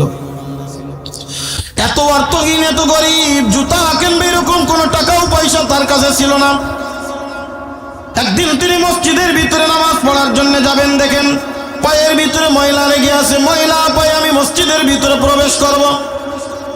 মসজিদের বাইরের থেকে একটা জুতা নিয়া, স্যান্ডেল নিয়া, চটি নিয়া বাইরে একটা পুকুরের পুষ্করিণীর ভিতরে গেছে পা ধৌত করার জন্য। হঠাৎ করে জুতার মালিক চলে আসছে, আইসা দেখে তার জুতাটা নাই। এরকম মাঝে মধ্যে আমাদের সমাজে হয় কি হয় না? ভালো জুতা আপনি গেছেন পায়ে দিয়া মসজিদে, কোন রকম তাড়াতাড়ি দৌড়াইছেন, ভিতরে নিতে মনে নাই, এসে দেখেন জুতা নাই। কেটা নিল? এরকম চোর আছে না নাই? মসজিদে আসে, আইসে কিন্তু জুতো চুরি করে নিয়ে দেয় দৌড়। ভালো জুতো একটা বাইরে কোন রকম থাকতে পারলে। একদিন আমি এক মসজিদে নামাজ পড়তে ঢুকবো, সম্ভবত বগুড়া শেরপুর থানায়, বগুড়া শেরপুর থানায় আসরের নামাজ পড়ার জন্য আমি মসজিদে ঢুকবো। এক লোক দেখি জুতা এক ঠ্যাং বাইরে খুলছে, আর এক ঠ্যাং ভিতরে নিয়ে বাক্সের ভিতরে রেখে দিচ্ছে। আমার মনের ভিতরে একটু সন্দেহ যেগুলো, কিরে এই লোকটা একটা বাইরে ঢুকলো আর একটা ভিতরে, তার মনে হয় বাইরেরটা নিতে মনে হয় তার মনে নাই তাড়াতাড়ির জন্য। নামাজ শেষ করে আমি ওই লোকটারে ডাক দিলাম, ভাই একটু এদিকে আসেন তো। বলে কি? আমি বললাম জুতা একটা বাইরে আর একটা ভিতরে। কয় হুজুর এ হলো চুরি টেকনিক থেকে বাঁচার জন্যে। বললাম তার মানে? কয় জুতা যদি একসাথে বাক্সের মধ্যে তো তাও কিছু নিয়ে যায়, সেজদায় গেলি আর খুঁজে পাচ্ছি না, জুতো পাশাপ তলতে নিয়ে চলে যাচ্ছে। বাইরে তুলি তো আর খুঁজে পাওয়ার কোনো সম্ভাবনাই নাই। এই জন্য জুতাটা একটা তুইছি বাইরে আর একটা তুইছি ভিতরে, একটা ভাবি তো আর একটা ভাবি না, নিতেও পারবি না। টেকনিক কত ধরনের চোর আর কত ধরনের চোরের থেকে বাঁচার উপায়। বন্ধুরে আমার, ইবনে জুরাইজ রাহমাতুল্লাহি আলাইহি জুতা নিয়ে গেছেন পুষ্করিণীর মধ্যে পা ধৌত করার জন্য। এদিক থেকে জুতার মালিক আইসা দেখে জুতা নাই, রেগে অগ্নিশর্মা হয়ে গেল। আমার জুতা কে নিয়ে গেল, আমার জুতা কে নিয়ে গেল? দেখতে দেখতে দেখে ইবনে জুরাইজ পায়ে জুতা দিয়ে আসতেছে। দেখে এবার বিরাট একটা চিৎকার বেড়ে মারতে যাবে, ভাব কলার চাইবে ধরছে, তুমি আমার জুতা চুরি করার ধান্দা ছিল? বলে না, জুতা চুরি করার ধান্দা থাকলে আর ফিরে আসতাম না। আমার জুতা নাই, জুতা পাই দিয়ে আমি একটু পা ধৌত করার জন্য গিয়েছিলাম। অনেক বেশি কথা বইলা সাইডে দেশে ইবনে জুরাইজ রাহমাতুল্লাহি আলাইহি দিলের ভিতরে বড় ব্যথা লেগে গেছে। একটা জোড়া জুতার জন্যে এত কথা শুনলাম, আমার তো জুতা কেনার মতো তৌফিক থাকলে আমি তো তার জুতা নিতাম না। এ কলিজার টুকরা বাজান, আল্লাহর ওয়ালি দুরাকাত নামাজ আদায় করলেন। নামাজ আদায় করে আল্লাহর দরবারে হাত তুলে চোখের পানি ফেলায় আল্লাহর দরবারে রোনাজারি করতেছে আর ডাকতেছে, মালিক রব্বুল আলামিন, তুমি আমারে যা দিছো তারপরে আমি সন্তুষ্ট। ওগো আল্লাহ, অনেক নিয়ামত তুমি আমারে দিয়েছো, অনেক বরকত তুমি আমারে দিয়েছো। মালিক রব্বুল আলামিন, আমার চাওয়ার মতো কোনো কিছুই নাই। তুমি যা দিয়েছো তার শুকরিয়া আদায় করে শেষ করতে পারি না। কি চাইবো তোমার কাছে? তবে আজকে আমার দিলের ভিতরে একটা ব্যথা লেগে গেল। ও মালিক রব্বুল আলামিন, একটা জোড়া জুতা যদি আমার থাকতো তাহলে আমি পায়ে দিয়ে মসজিদে এসে নামাজ আদায় করতে পারতাম। ময়লা পায়ে মসজিদে প্রবেশ করা লাগতো না। ময়লা পায়ে উঠলেও সমস্যা, না উঠলেও অন্যের জুতা নিলেও সমস্যা। আল্লাহ, আমি দুনিয়ার অন্য কোনো কিছুই চাই না। আল্লাহ, আমার এতটুকু অর্থ দাও, যে অর্থ দিয়ে আমি এক জোড়া জুতা কিনে অন্তত পক্ষে আপনার ইবাদত করার জন্য তোমার ঘর মসজিদে আসতে পারবো। এই যে চাওয়া, এটা কি অতিরিক্ত বেশি না ভালো? কি ভালোর জন্য চাইছে না, নাকি বিলাসিতার জন্য চেয়েছে? ভালোর জন্য চেয়েছে, যেটা একান্ত জরুরি। রাস্তাঘাটে চলতে গেলে জুতা দরকার, বাসা বাড়িতে যাওয়ার জন্য জুতা দরকার, মসজিদে আসতে গেলে জুতা দরকার। আল্লাহ ওলি বুজুর্গ চোখের পানি ফেলে ফেলে আল্লাহর দরবারে দোয়া করে এইরকম ভাবে তিনি যখন মসজিদ থেকে বাইর হয়েছেন, কিছুক্ষণ পরে আবার দৌড় দিয়া মসজিদের ভিতরে ঢুকছেন। আবার 2 রাকাত নামাজ আদায় করলেন। ওই একই ব্যক্তি একই জায়গায় আবার আল্লাহর দরবারে কেঁদে কেঁদে দোয়া করে, আল্লাহ, আমার জুতা লাগবে না, আমার জুতা লাগবে না, আপনি আমাকে যা দিয়েছেন বড্ড ভালো দিয়েছেন। আল্লাহ, তার জন্য আপনার দরবারে লাখ কোটি শুকরিয়া। বন্ধুরে আমার, কিতাবের ভিতরে আসছে 2টা অবস্থায় একজন আল্লাহর বান্দা মসজিদের এক কিনারায় বসে বসে দেখতেছিল। ওই আল্লাহর বান্দা মনে মনে নিয়ত করেছিল, এমন বড় বুজুর্গ বান্দারে একটা জোড়া জুতা কিনে দিলে আমার বড় ফায়দা হবে। আমি বাজার থেকে জুতা কিনে ওই আল্লাহর বান্দারে একটু আমি উপরে হুকুম দিব, হাদিয়া দিব। ওই আল্লাহর বান্দা মসজিদের কিনারে বসে দেখে কিছুক্ষণ আগে যে বান্দা জুতার জন্য আল্লাহর দরবারে পাগল হয়ে কাঁদতেছিল, ওই আল্লাহর বান্দা এখন জুতা না দেওয়ার জন্য আল্লাহর দরবারে কাঁদেন। আর ডাক দে বলে, আল্লাহ তুমি যা দিয়েছিলে ভালো দিয়েছো, আল্লাহ তুমি যা দিয়েছো ভালো দিয়েছো। ওই আল্লাহর বান্দার বসে থাকতে পারে নাই, একটা দৌড় দিয়া বুজুর্গ ইবনে জুরাইজের কাছে দৌড়ায় চলে আসছে। আল্লাহর ওলি বুজুর্গ, আপনার কাছে আমার একটা প্রশ্ন। আপনার দুইটা হালাতই আমি দেখেছি, আপনি জুতা চাইলেন আবার জুতা না চাইলেন, দুইটা হালাতে আমি দেখলাম। আমার তো দিলের তামান্না ছিল আপনাকে এক জোড়া জুতা হাদিয়া দিব, কিন্তু আপনার বই বাইরে গিয়ে এমন কি দেখলেন যেটা দেখার কারণে আপনি জুতা না চাওয়ার জন্য আল্লাহর দরবারে রুনাজারি করতেছেন, আপনি আল্লাহর দরবারে আর জুতা চাইতেছেন না। আল্লাহর ওলি বুজুর্গ তরতর করে কাঁপে আর চোখের পানি টপ টপ টপ টপ করে ফেলায় ডাক দেব না, আল্লাহর বান্দা শুনো, আমি যখন জুতাটা চাই মসজিদ থেকে বাইর হইলাম, টাকায় দেখি একজন অনেক টাকা অনেক ক্ষমতা অনেক টাকার মালিক, কিন্তু ওই আল্লাহর বান্দার দুইটা পাও না। ওই আল্লাহর বান্দা এরকম টায়ার পাশার তুলে দিয়া হাত দিয়ে এরকম লাফায় লাফায় হাঁটতেছে। আমি হঠাৎ করে চিন্তা করে দেখলাম এই লোকটার টাকার কোনো অভাব নাই, এই লোকটা তো অর্থের কোনো অভাব নাই, এত অর্থ টাকা সত্ত্বেও লোকটা জুতা কেনার, এখন জুতা কেনা না জুতার ফ্যাক্টরি কেনার মতো অর্থ আছে, কিন্তু আল্লাহ তাআলা তার দুইটা পাও নিয়ে নিছে। এই আল্লাহর বান্দা হেঁটে হেঁটে চলতে পারতেছে না, আর আমি শুধুমাত্র একটা জুতার জন্য আল্লাহর কাছে আবদার করলাম, আরে আল্লাহ তাআলা যদি আমার জুতা কেনার টাকা দিল ঠিক, কিন্তু অ্যাক্সিডেন্ট করে পা দুইটা যদি ভেঙে দেয়, আমি এই জুতা কোথায় পরবো? এই কারণে আমি আল্লাহর দরবারে রুনাজারি করলাম, আল্লাহ আপনি আমার যা দিয়েছেন ভালো দিয়েছেন, অন্তত পক্ষে পা দিয়ে আমি হেঁটে হেঁটে আল্লাহ তোমার ঘর মসজিদে পর্যন্ত আসতে পারতেছি। এ ঢাকার মুসলমান গভীর মনোযোগ, আজকে আমরা দুনিয়ার নাচ দিয়ে আমাদের ভিতরে পাবো, আজকে একতলা দুইতলা বিল্ডিং এর মালিক, আর চাই দুনিয়া আরো দাও আরো দাও আরো দাও। এ কলিজার টুকরা বাজান, একটাবার ওই নিম্ন শ্রেণীর দিকে একটু তাকায়া দেখো, একটা মানুষ এমন আছে যেই মানুষটাই দুনিয়ায় থাকার মতো একটা ঝুপড়ি ঘর পর্যন্ত নাই, এইরকম লোক আছে না নাই? এই যে আপনি যাবেন রেলওয়ে স্টেশনের ভিতরে যাবেন, দেখবেন ওখানে গেলে এমন অনেক মানুষ আছে এই কঠিন কনকনে শীতের মধ্যে তাদের থাকার মতো কোনো জায়গা নাই। ওই প্ল্যাটফর্মের মধ্যে কনকনে শীতের মধ্যে একটা মাত্র খেতা অনেকের গায়ে আছে, আবার অনেকের গায়ে নাই, কনকনে শীতের মধ্যে কাঁপতেছে আর ঘুমিয়ে থাকে। আল্লাহ তাআলা আমারে থাকার জন্য একটা বাড়ি দিল, আমাকে থাকার জন্য একটা খাট আর পালঙ্গ দিয়ে দিল, আমাকে আমি তো থাকার জন্য একটা কম্বল মুড়ি দিই। আল্লাহ তাআলা যদি সেটাও আমার থেকে নিয়ে নিতেন, এ সাভার এলাকার মুসলমান গভীর মনোযোগ, এই জন্য আমার আল্লাহ রাখতে বলেন, বান্দা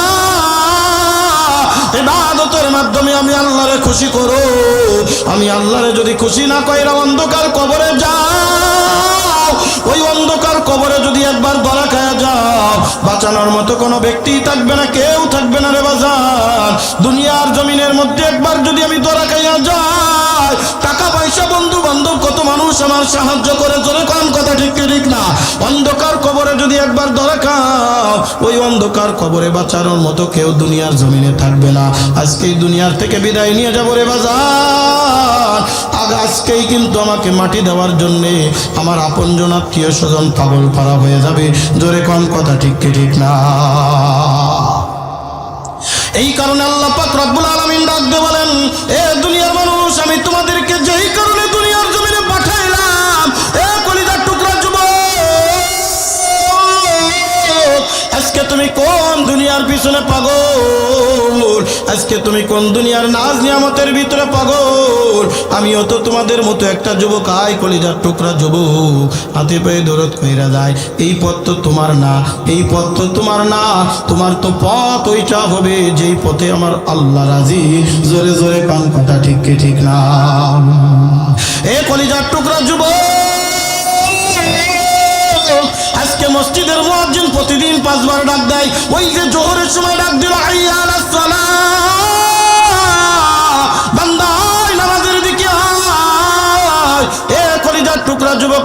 মসজিদে যাইতে পারলি না, আসরের সময় ডাকলো তুই মসজিদে যাইতে পারলি না, মাগরিবের সময় ডাকলো বান্দা তুই মসজিদে গেলি না, ঈশায় ডাকলো বান্দা তুই মসজিদে গেলি না, ফজরে ডাকলো বান্দা তুই ঘুমের থেকে উঠতে পারলি না রে কলিজার টুকরা যুবক। নামাজের কথা বললে ডাক দে বলো হুজুর সময় হোক তারপরে পড়বো। এ কলিজার টুকরা যুবক, আমি প্রায় একটা ঘটনা বলে থাকি। এই যে ডিসেম্বর মাসের 2 তারিখে আমার একটা মাহফিল ছিল কুড়িগ্রাম উলিপুর থানা, আমার মসজিদ 22 মাইল কোনাবাড়ি 22 মাইল মিনার মসজিদের একজন আমার খুব জলিল কদর মুসল্লি, এ কলিজার টুকরা বাজান, ওনার দেশের বাড়ি হলো কুড়িগ্রাম উলিপুর থানা। এ কলিজার টুকরা যুবক, গভীর মনোযোগ সহকারে শুনবা। এই যে তুমি দুনিয়ায় আসো, এই দুনিয়া থেকে বিদায় নিতে 1 মিনিটও সময় নাও লাগতে পারে, কথা কোন ঠিক কি ঠিক না? এই তো গত কয়েকদিন আগে দেখলাম গায়েবান্ধার একজন মাওলানা, একজন আলেম, একজন বক্তা, এই যে বয়ান করতে করতে স্টেজে মৃত্যুর কোলে ঢলে পড়েছে। জোরে কোন কথা ঠিক কি ঠিক না? আপনারা যারা সোশ্যাল মিডিয়া চালান দেখছেন, স্টেজের ভিতরে যখন বয়ান করে, বয়ান করতে করতে স্টপ করে টেবিলের উপরে মাথা দিয়া রাখছে, হাসপাতালে নেওয়ার পরে তার মৃত্যুর ঘটনা হয়ে গেছে। এ কলিজার টুকরা, এই জন্য আমি ওই ঘটনাটা দেখা আমি নিজের ভিতরে আমি একটা উপলব্ধি করলাম, ওই নওজোয়ান যুবক সেই বক্তাটাও তো আমার মতো একটা যুবক বক্তা ছিল, অতি বৃদ্ধ কিন্তু কোনো যুবক বক্তা ছিল না, আমার মতো একজন যুবক বক্তা ছিল। আমি তখন থেকেই নিজের প্রস্তুতি নিয়ে নিলাম, এ নুরানি তুই তো সারা বাংলাদেশের বিভিন্ন অঞ্চলে গিয়ে মাহফিল করে বেড়াস, না জানি কখন তোর মৌতের ঘন্টা বেজে যায়। এ কলিজার টুকরা বাজান, কোন দুনিয়ার পিছনে পাগল হয়ে গেলা, কোন নাজ নিয়ামতের ভিতরে পাগল, আমার আল্লাহর পাগল হইতে পারলা না, আল্লাহর ইবাদতে নিজের জীবনটাকে মশগুল করতে পারলা না। আমার জীবনের একটা সব থেকে বড় ঘটনা, আমার 22 মাইল মিনার মসজিদ কোনাবাড়ি গাজীপুর, ওই মসজিদের একজন মুসল্লি ডাক্তার বকুল সাহেব নাম, তার টকবগে নওজোয়ান একটা যুবক ছেলে ছিল, নাম ছিল সাগর। আমার ফেসবুক আইডি ঘাটলে আপনারা দেখতে পারবেন। এ কলিজার টুকরা বাজান, গত বছর আমি উলিপুর সেখানে যখন মাহফিলে গিয়েছিলাম, ওই সাগর আমাকে সারাদিন মোটর সাইকেলে বিভিন্ন জায়গায় নিয়ে ঘুরায় ফেরে বেড়াইছে। মাত্র ইন্টার পাস করিয়া এই তো মনে হয় ঢাকার কোন কলেজে লেখাপড়া করতো, এখান থেকে ওই গত 2 মাস মতো আগে ওই ছেলেটা বাবার কাছ থেকে বিদায় নেয়, মায়ের কাছ থেকে বিদায় নেয়। মা গো, আমার চাচা থাকে কক্সবাজার, কক্সবাজার তো যাই নাই কোনোদিন, কক্সবাজার দেখার জন্য যাচ্ছি। কলিজার টুকরা যুবক রে, মা বিদায় দিছে, বাবা বিদায় দিছে, রাত্রে রওনা দিয়া সন্তান চলে গেছে কক্সবাজার। কক্সবাজারে তার চাচা একটা চাকরি করেন, হুন্ডা ছিল মোটর সাইকেল, ওই মোটর সাইকেল নিয়ে যখন ঘুরতে গেছে,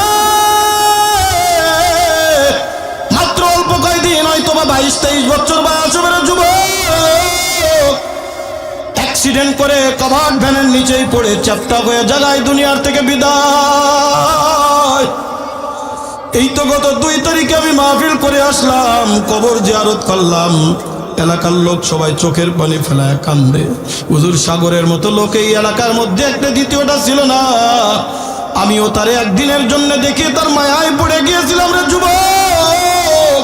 এ সবার এলাকার মুসলমান, আপনাদের চোখের সামনে এরকম কত যুবক আজ অন্ধকার কবরে। এই যে বর্তমান দেখেন না, রাজশাহীর মধ্যে একটা ছোট্ট বাচ্চা পানির ট্যাঙ্কির মধ্যে, পানির একটা পাইপের মধ্যে পড়ে আছে, মাত্র 2 বছর বয়সের মা। কলিজার টুকরা, এ আমার মুরব্বী বাপজান, দেখতে দেখতে চুল দাড়ি পাকায় ফেলছো, দেখতে দেখতে 50-60 বছর বয়স বানায় ফেলাইছো। এ কলিজার টুকরা যুবক, আজকে কোন দুনিয়ার পিছনে তুমি পাগল হয়ে গেলা? ফজরের নামাজে তুমি উঠতে পারো না, আল্লাহর ডাকে রাত দিতে পারো না, আল্লাহরে স্মরণ করতে পারো না। খুদা না কাছতে এই অবস্থায় যদি আজরাইল আসিয়া যায়, ওই জাহান্নামের আগুন সহ্য করার ক্ষমতা নাই রে যুবক, ওই জাহান্নামের আগুন সহ্য করতে পারবি না। এ আমার কলিজার টুকরা যুবক, আয় আয়, এই কারণে এখনো সময় আছে, ফের ফের। আমিও তো তোদের মতো একটা যুবক। তুমি যদি বলো হুজুর পা দোকানে বাড়ায় দিচ্ছি, জড়ায় ধরলে নামাজ আদায় করবো, আমি তোর এই মজলিসের মধ্যে পা দোকানে জড়ায় ধরতে রাজি রে যুবক। এরপরে দুনিয়ার নাজ নিয়ামতের ভিতরে পাগল হইস না, না ওই দুনিয়ার নাজ নিয়ামতের ভিতরে পড়িস না। এ আমার কলিজার টুকরা মুরব্বী বাপজান, কোন দুনিয়ার পিছনে পাগল? আজকে তুমি মসজিদের সাথে সময় লাগাইতে পারো না, আজকে তুমি নামাজের সাথে সময় লাগাইতে পারো না, আজকে তুমি ইবাদত করতে পারো না, বন্দেগী করতে পারো না রে যুবক। ও আমার মুরব্বী বাপজান, ওই কিয়ামতের ময়দান যখন কায়েম হয়ে যাবে, যেদিন সূর্য থাকবে মাথার 1 বিঘাত বা 1 হাত উপরে, মাথার গেলু টকবক টকবক করে ফুটতে থাকবে। আল্লাহর নবী বলেন কিয়ামতের ময়দান যখন কায়েম হয়ে যাবে, হযরত ইসরাফিল আলাইহিস সালাতু ওয়াস সালাম যখন সিংহায় ফুৎকার দিয়া দিবে, পুরো দুনিয়া ধ্বংস হয়ে যাবে। সমস্ত মানুষ ইয়া নফসি করতে করতে যার যার স্থান থেকে উঠে কিয়ামতের ময়দানের দিকে দৌড়াবে। এখন তো সূর্য 9,30,00,000 মাইল উপরে, ওখান থেকে যদি সূর্যের উঁচু আসল দিকটা উপরের দিকে, উল্টা দিকটা জমিনের দিকে, তারপরে চৈত্র মাসের খরা যখন ছেড়ে দেয়, অনেক সময় চৈত্র মাসে উঠানে বা বাইরে একটা মিনিট দাঁড়িয়ে থাকতে পারি না, গায়ের ভিতর থেকে ঘাম পা থেকে মাথা পর্যন্ত পড়ে যায়। এ কলিজার টুকরা যুবক মুরব্বী বাপজান, এই পর্দার অন্তরালের মা, ওই কিয়ামতের ময়দানে সূর্য থাকবে মাথার 1 বিঘাত বা 1 হাত উপরে, মাথার গেল আল্লাহর নবী ডাক দিয়ে বলেন, এই যে উপরে যে মাথার একটা উপরের চাপটি দেখতেছেন, একটা খুলি দেখতেছেন, মানুষ যখন কিয়ামতের ময়দানে যাবে 1 মিনিটের মধ্যেই সাথে সাথে মাথার এই গিলুটা একবারে টাস করে ফেটে পড়ে যাবে। মানুষ সবাই নাফসি করতে থাকবে, মাথার গেল উনুনের ভিতর, উনুনের উপরে পাতিল দেওয়ার পরে নিচের থেকে জাল ধরাইলে কিছুক্ষণ পরে যেরকম ভাবে পানি টকবক টকবক করে ফুটে, ওইরকম ভাবে মাথার গেল টকবক টকবক করে ফুটবে, মানুষ সব দৌড়া চলে যাইবে। আগর রব্বুল আলামিন আমাদেরকে বাঁচান, আমাদেরকে বাঁচান। ওই কিয়ামতের ময়দান বড় কঠিন, ওই কিয়ামতের ময়দান বড় কঠিন। কলিজার টুকরা বাজান, মুরব্বী বাপজান, কলিজার টুকরা যুবক, আজকে তুমি ইবাদত করতে তোমার কাছে ভালো লাগে না, আজকে তোমার কাছে নামাজ ভালো লাগে না, আজকে তোমার কাছে আল্লাহর ডাক ভালো লাগে না, আজকে তুমি আল্লাহরে ডাকতে পারো না, আজকে তোমার কোরআন তেলাওয়াত ভালো লাগে না, আজকে তোমার জিকির ভালো লাগে না, আজকে তোমার নামাজ ভালো লাগে না, আজকে যদি গান বাজনা হইতো মাঠ ভরিয়া যাইতো। যখন কথা ঠিক কি ঠিক না? এ কলিজার টুকরা যুবক, এ আমার মুরব্বী বাপজান, আজকে মাহফিল তোমার কাছে ভালো লাগে না, ওই অন্ধকার কবর, ওই কিয়ামতের ময়দানে আল্লাহর নবী ডাক দিয়ে বলেন, হে দুনিয়ার মানুষ শুনো, ওই কিয়ামতের ময়দানে যেদিন আল্লাহর আরশে আজিমের ছায়া ব্যতীত আর কোনো ছায়া থাকবে না, ইয়াউমা লা জিল্লুহু, আল্লাহর আরশে আজিমের ছায়া ব্যতীত আর কোনো ছায়া থাকবে না। 7 শ্রেণীর মানুষ এমন আছে যাদেরকে আল্লাহ তাআলা আল্লাহ পাকের আরশে আজিমের নিচে ছায়া প্রদান করবে। কলিজার টুকরা বাজান, মনে রাখবেন, একবার যারা আরশে আজিমের নিচে ছায়া প্রাপ্ত হয়ে যাবে, জান্নাতে দেওয়ার আগ পর্যন্ত আল্লাহ তাআলা তার নিজ কুদরতি জিম্মায় নিয়ে নিবে। জোরে জোরে কান সুবহানাল্লাহ। বুজুর্গি কি নেহি हमको जरूरत, गुलाम अपना बना ले ऐ खुदाया, गुलाम अपना बना ले ऐ खुदाया, तू को जाओ सुन्नते अहमद को जा, बा मोहम्मद कई बुवद निस्बत तुरा, बा मोहम्मद कई बुवद निस्बत तुरा। जोरे कान अल्लाहु আকবার। এ কলিজার টুকরা বাজান, ওই কিয়ামতের ময়দান আল্লাহর আরশে আজিমের ছায়া ব্যতীত আর কোনো ছায়া যেদিন থাকবে না, আল্লাহর নবী ডাক দিয়ে বলেন, কলিজার টুকরা যুবক, 1 নম্বরে বলেন, ওয়াশাবুন নাশাউ ফি ইবাদাতিল্লাহ, ওই যুবক যেই যুবক যৌবনকালে আল্লাহর ইবাদত করেছে, যৌবনকালে আল্লাহর বন্দেগী করেছে, যৌবনকালে মসজিদের জন্য পাগল, যৌবনকালে নামাজের জন্য পাগল, যৌবনকালে আল্লাহর ইবাদতের জন্য পাগল, ওই যুবক যেই যুবক যৌবনকালে আল্লাহর ইবাদতের জন্য পাগল। এই কলিজার টুকরা যুবক যৌবনকালে আল্লাহর নবীর হাদিসের ভিতরে আসছে, মুখের কোনোদিন খুর লাগায় নাই, দাড়িতে কোনোদিন খুর লাগায় নাই, আল্লাহর ইবাদত বন্দেগী করার জন্য পাগল ছিল। মসজিদের মুয়াজ্জিন আযান দিলে যুবক আগে দৌড়াইছে মসজিদের দিকে, আল্লাহর জিকিরের জন্য বড় পাগল ছিল, কোরআনের জন্য বড় পাগল ছিল, উলামা ইকরামের জন্য বড় পাগল ছিল, মাদ্রাসার জন্য বড় পাগল ছিল।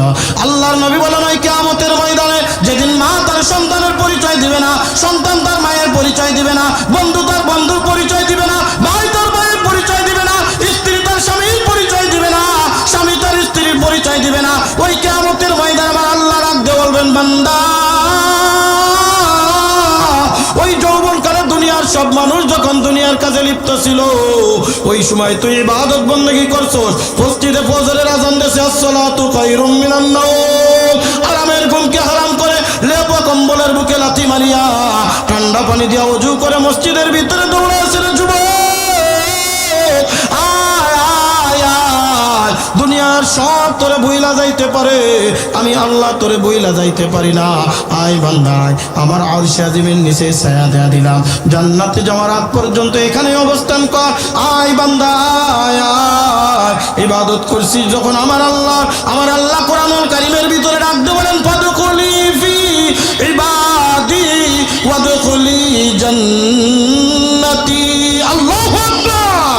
ফাদখুলি ফি ইবাদি ওয়াদখুলি জান্নাতি,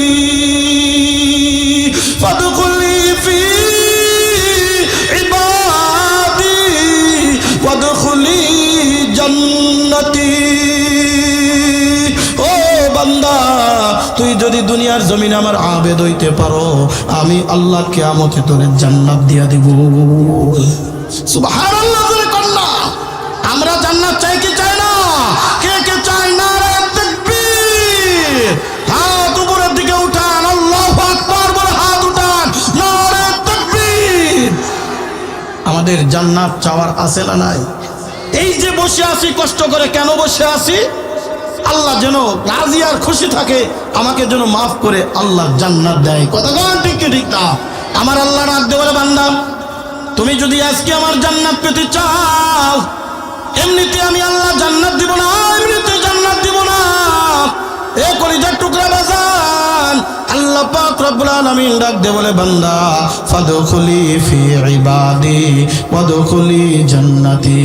বান্দা আয় আয়, আমার আবেদ বান্দা হয়ে যাও, আমার ইবাদত গুজার বান্দা হয়ে যাও, আমি তোমারে আল্লাহর জান্নাত দিয়া দিব, আমার জান্নাত আমি দিয়া দিব। একজন আবেদ বান্দা যখন আল্লাহর জান্নাতের দিকে যাবে, কিয়ামতের ময়দানের দিকে যাবে, আল্লাহ তাআলা ডাক দিয়ে বলবেন, ফেরেশতারা তাকায় এই বান্দা আমার ইবাদত করেছে, আমার সিজদা নত হয়েছে। এই বান্দা দুনিয়ার জমিনের ভিতরে দুনিয়ার কারুর পাগল ছিল না, বাড়ির পাগল ছিল না, গাড়ির পাগল ছিল না, দুনিয়ার নাজ নিয়ামতের বড় পাগল ছিল না। এই দুনিয়া বান্দা দুনিয়ার জমিনে আমার আল্লাহর পাগল ছিল। আল্লাহ সাহাবা ইকরাম ডাক দিয়ে বলে, ইয়া রাসূলুল্লাহ, ইয়া হাবিবাল্লাহ, ওই কিয়ামতের ময়দানে নামাজি বান্দা, ইবাদত গুজার বান্দাকে আল্লাহ কেমন করে চিনবে? সবাই তো দাবি করবে আমরা ইবাদত গুজার ছিলাম। আল্লাহ পাক সাথে সাথে আয়াত নাজিল করে দিলেন, সিমাহুম ফি ওজুহিহিম মিন আসারিস সুজুদ।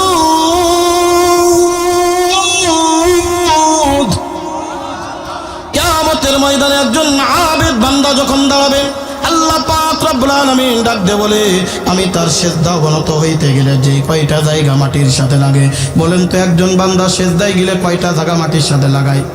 8 জায়গা। কয় জায়গা? 8টা জায়গা মাটির সাথে লাগে, 8 স্থান মাটির সাথে লাগে। এ কলিজার টুকরা বাজান, গুনেন কয়টা জায়গা? 1 নম্বর 2 হাতের তালু, 1 নম্বর 2 হাতের তালু, 2 নম্বর 2 হাঁটু, 3 নম্বরে 2 পায়ের পাতা। কয়টা হলো? 6টা। 2 হাত, 2 হাঁটু, 2 পা, কয়? 6। 5 নম্বরে হলো কপাল, 7 নম্বরে হলো কপাল, 8 নম্বরে হলো নাক। এই 8টা স্থান সেজদা দিতে গেলে মাটির সাথে লাগায় রাখতে হয়। একটা জায়গা যদি মাটির থেকে উপরে উঠে রাখেন, কপালের উপরে সেজদা দিলেন, নাকের উপরে দিলেন না, মুফাসসিরিন ইকরাম বলেন নামাজ হলো না। জোরে কোন কথা ঠিক কিনা? হাত উপরে উঠে সেজদা দিলেন, নামাজ হলো না। ওই রকম ভাবে মাটির সাথে মাথাটা লাগায়, কপাল লাগায়, নাক লাগাইলেন, কপাল লাগাইলেন না, নামাজ হলো না। কিন্তু ওজোর বশত সেটা ভিন্ন কথা। এই 8টা স্থান বান্দা মাটির সাথে স্পর্শ লাগে, আমার আল্লাহ তাআলা ডাক দিয়ে বলে, এ বান্দা রে, ওই কিয়ামতের ময়দানে তুমি যখন উঠবে, আমি তোমারে কেমনে চিনবো জানো? ওই 8টা স্থান থেকে আমি আল্লাহর নূর চমকাইতে থাকবে। আল্লাহু আকবার। আরো জোরে বলো, আল্লাহু আকবার। আমি আল্লাহর নূর চমকাইতে থাকবে। ও বান্দা, দুনিয়াতে আমারে তুই দেখোস নাই, না দেখি আমি আল্লাহর ইবাদত করেছিস। আমরা কি আল্লাহরে দেখছি? কথা কয় না, দেখছি। কিন্তু আল্লাহর পায়ে সিজদা দিয়া দিচ্ছ। ওই কিয়ামতের ময়দানে একজন আবেদ বান্দাকে যখন আল্লাহর জান্নাতে দিয়া দিবে, আল্লাহ তাআলা ডাক দিয়ে বলবেন, বান্দা যা জান্নাত জান্নাতে যা, জান্নাতে যা। সুবহানাল্লাহ কান্না। ওই বান্দা ডাকতে বলবে আল্লাহ আমি জান্নাতে যাইতে চাই না, আমি জান্নাতে যাব না। বলে কেন জান্নাতে যাবি না? না আমি তোরে জান্নাত দিয়া দিলাম, জান্নাতে কেন যাবি না? বলে আল্লাহ জান্নাতে যাইতে পারি, একটা শর্ত আছে। ওই দুনিয়ার জমিনের মধ্যে মুয়াজ্জিন ফজরে আযান দিছে, আসসালাতু খায়রুম মিনান নাওম। ওই পৌষ মাসের শীতের সময় আর ঘুমায় থাকতে পারি না, বারবার আমি ঘড়ির দিকে তাজ্জুদ আযান দিবে। আমি বান্দা দৌড়ায় মসজিদে গিয়েছি, ওই ঠান্ডা পানি দিয়ে ওযু করিয়া মসজিদে গিয়া তোমার কুদরতি পায়ে সিজদা দিয়েছি। ও আল্লাহ, তোমার হাবিব বলেছে তুমি এমন ভাবে নামাজ পড়ো কেমন জানি তুমি আল্লাহরে দেখতেছো। তুমি যদি আল্লাহরে দেখতে না পারো এমন ভাবে নামাজ পড়ো, এমন ভাবে মনটা বুঝাও আল্লাহ তো তোমারে দেখতেছে, আমিও তো দুনিয়ার চর্মচক্ষু দিয়া তোমারে দেখতে পারি নাই। তুমি কেমন মায়ার আল্লাহ, তুমি কেমন দয়ার আল্লাহ, তুমি কত রহমান, তুমি কত গফফার। মেরাজের আলোচনা যখন শুনেছি ও রব্বুল আলামিন, আল্লাহর নবী যখন মেরাজের সময় তোমার সাথে সাক্ষাৎ করে আমাদের কাছে বর্ণনা করেছে, আশা করেছিলাম তোমারে দেখবো না, পারি না, দুনিয়ার চর্মচক্ষু দিয়ে তোমারে দেখতে পারি নাই।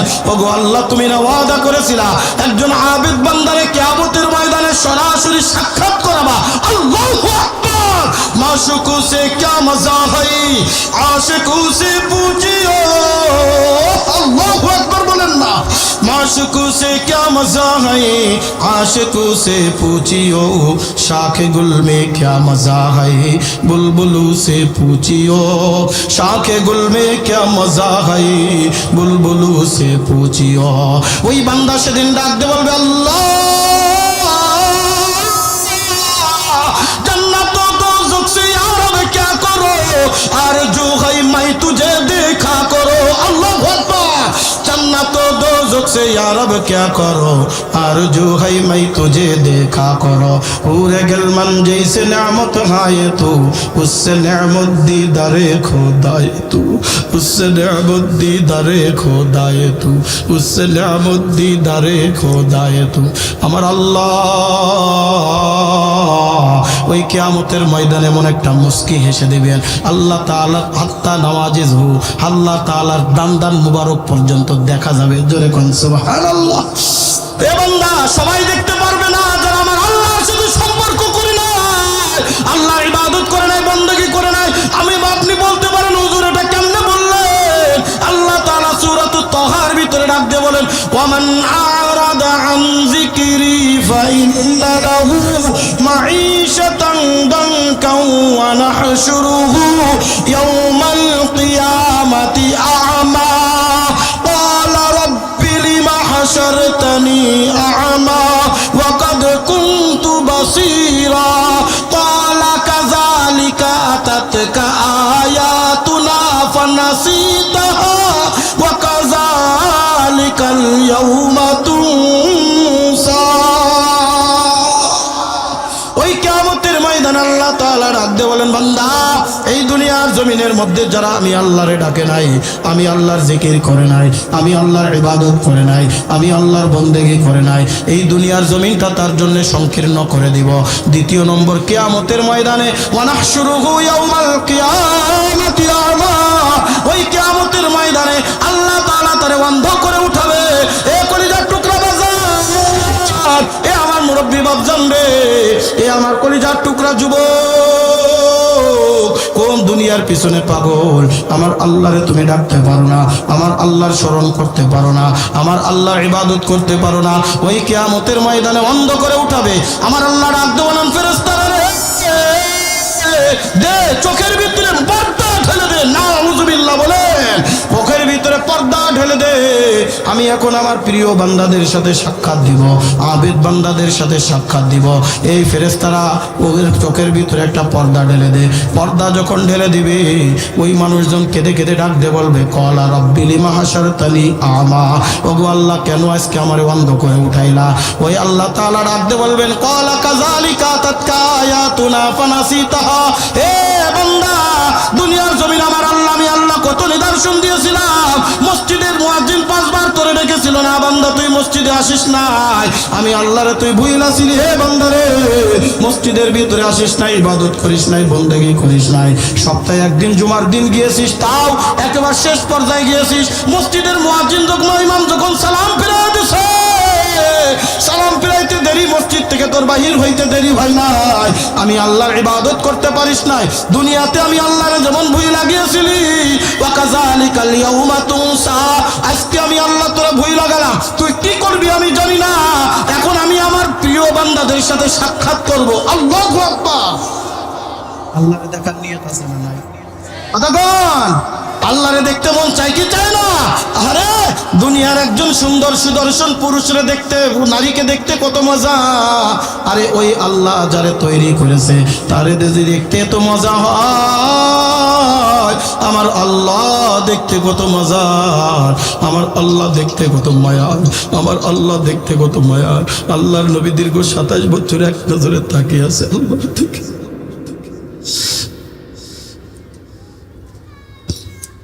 আল্লাহ পাক রব্বুল আলামিন ডাক দিয়ে বলবে, আবেদ বান্দা ওই দুনিয়ার জমিনে ফজরের নামাজে আমি আল্লাহরে খুঁজেছিস পাস নাই, জোহরে খুঁজেছিস পাস নাই, আসরে খুঁজেছিস পাস নাই, মাগরিবে খুঁজেছিস পাস নাই, এশাও খুঁজেছিস পাস নাই, আমি আল্লাহ আজকে তোদেরকে মাহরুম করে দিব না। আমার আল্লাহ তার 70,000 নূরের পর্দা যখন বেদ করিয়া আল্লাহ যখন নিজে প্রকট হয়ে যাবে, পাগল বান্দার আল্লাহর কুদরতি বেশ সেজদায় পড়িয়া ডাক দেবে, ইয়া রাব্বুল আলামিন, আল্লাহু আকবার, ইয়া রাব্বুল আলামিন, আল্লাহু আকবার, ইয়া রাব্বুল আলামিন। আল্লাহর জয়ের ধ্বনি দিতে থাকবে আর ডাকতে থাকবে, আল্লাহ আল্লাহ তুমি আজকে আমাদের সব মনের আশা পূরণ করে দেছো, সব মনের আশা পূরণ করে দেছো। আজকে আমাদের জান্নাত দাও, জাহান্নাম দাও, কিচ্ছুই আসে যায় না। আল্লাহ তোমারে যখন দেখতে পারলাম, আমার জীবনের তামান্না সব দূর হয়ে গেছে। আল্লাহ माशूकों से क्या मजा है, आशिकों से पूछियो, माशूकों से क्या मजा है, आशिकों से पूछियो, शाख गुल में क्या मजा है, बुलबुलों से पूछियो, शाख गुल में क्या मजा है, बुलबुलों से पूछियो। जन्नत और दोज़ख से या रब क्या करो, आरज़ू है मैं तुझे देखा करो, आरज़ू है मैं तुझे देखा करो। हूरे गलमन जैसे नामत है तो, हूरे गलमन जैसे नामत है तो, उससे नेमत दीदारे खुदाए तो, उससे नेमत दीदारे खुदाए तो, उससे नेमत दीदारे खुदाए तो। আল্লাহু আকবার। আল্লাহ, আমরা তো আল্লাহর সাথে সম্পর্ক তৈরি করতে পারি না রে যুবক। কষ্ট আছে আপনাদের?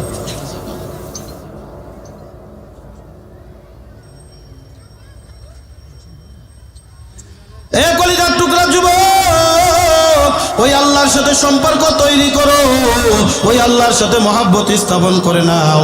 মসজিদের মুয়াজ্জিন যখন ডাক দেবে হাইয়া আলাস সালাহ, কলিজার টুকরা যুবকরে যতই কাজ থাকুক না কেন, আল্লাহর ইবাদতের জন্য মশগুল হয়ে যাবা, আল্লাহর জন্য মশগুল হয়ে যাবা, আল্লাহর জিকিরে মশগুল হয়ে যাবা, নামাজের জন্য মশগুল হয়ে যাবা। নতুবা ওই অন্ধকার কবরে যদি একবার ধরা খাইয়া যাও, অন্ধকার খবর কিন্তু কেউ কাউরে ছাড়িয়া দিবে না রে কলিজার টুকরা বাজান। এই যে সামনেই থাকবে কিন্তু কেউ বুঝতে পারবে না তোমার কবরে কি হয়। এক পৃথিবীর এক প্রান্ত থেকে অপর প্রান্তে যদি কোনো লোক তাকে যে কোনো মাধ্যমে খবর নেওয়া যায়, কিন্তু বাড়ির পাশের বাসতলায় গাছতলায় গরস্থানে যারা শুয়ে আছে, খবর নেওয়ার কোনো যন্ত্র আছে রে বাজান? এই কলিজার টুকরা বাজান, না না। 2 নম্বর আল্লাহর নবী বলেন, ওয়ারাজুলুন মুআল্লাকুন কলবুহু ফিল মাসাজিদ।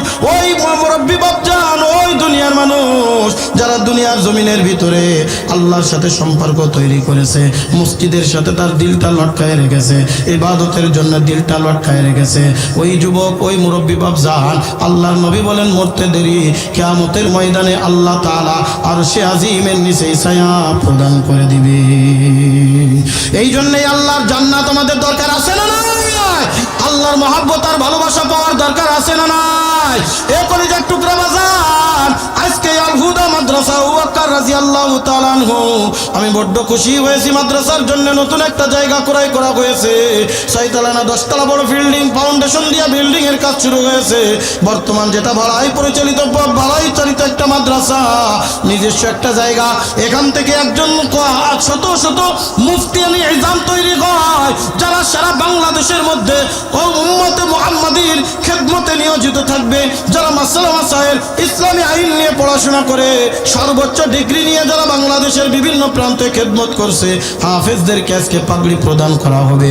এইরকম একটা মাদ্রাসা দ্বীনি প্রতিষ্ঠান, আজকে যদি আমরা তার সাথে সম্পর্ক রেখে অন্ধকার খবরে যাইতে পারি, ওই অন্ধকার খবরটা আমার জন্য নাজাতের ওসিলা হয়ে যাবে।